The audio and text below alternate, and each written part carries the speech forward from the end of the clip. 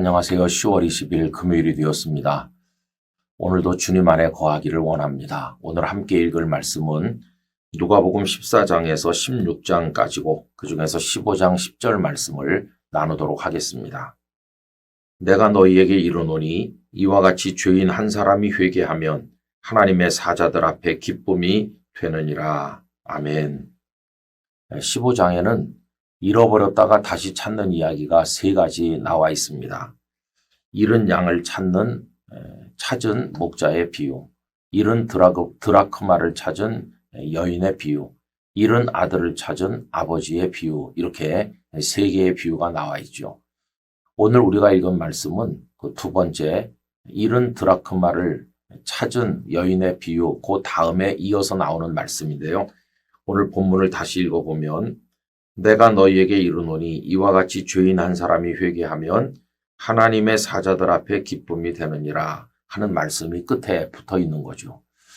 여러분, 그런데 본래 우리가 가진 이 성경은 장이나 절의 구분이 없었어요. 그건 나중에 생긴 거고 더구나 이렇게 각 단락의 제목 같은 건 없었던 것이죠.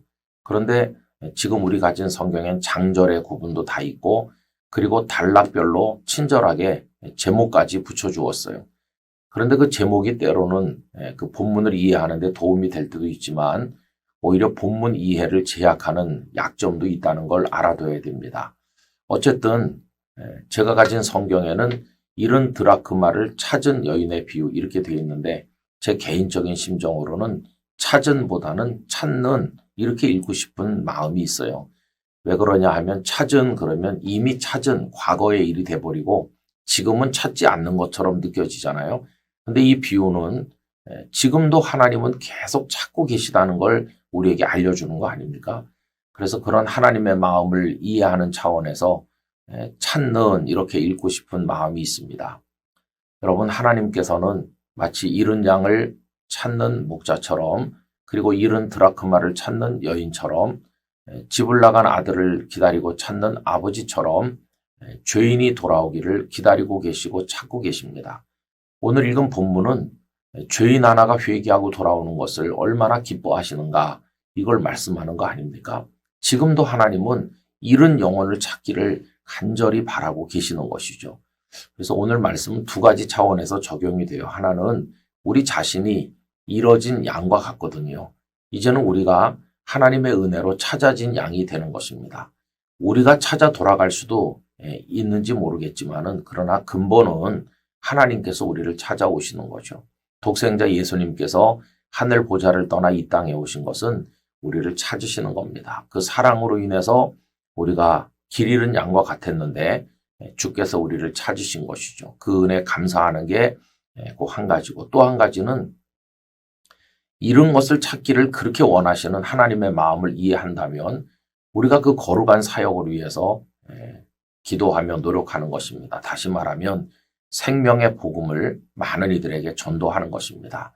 그래서 그들이 하나님께로 돌아오게 될 때, 하나님의 은혜로 그들이 찾아질 때 하나님께서 얼마나 기뻐하시겠습니까? 여러분의 가족이 다 하나님을 믿으시나요?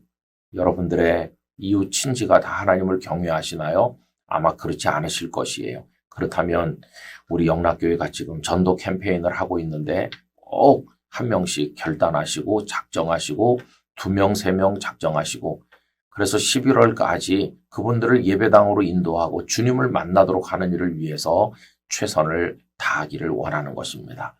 하나님의 기쁨이 되는 우리 모두가 되기를 간절히 소망합니다.